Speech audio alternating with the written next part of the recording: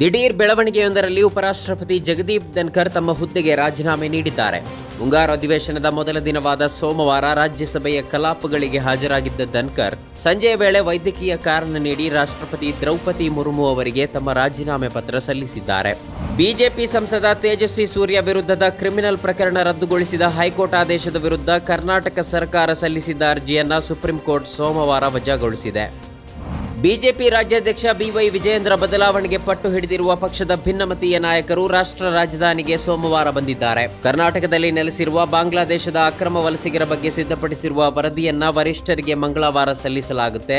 ಇದೇ ವೇಳೆ ರಾಜ್ಯಾಧ್ಯಕ್ಷರ ಬದಲಾವಣೆಗೆ ಮತ್ತೊಮ್ಮೆ ಒತ್ತಡ ಹೇರುವ ಪ್ರಯತ್ನ ನಡೆಸಲಾಗುವುದು ಎಂದು ಭಿನ್ನರ ಬಣದ ಮೂಲಗಳು ತಿಳಿಸಿವೆ.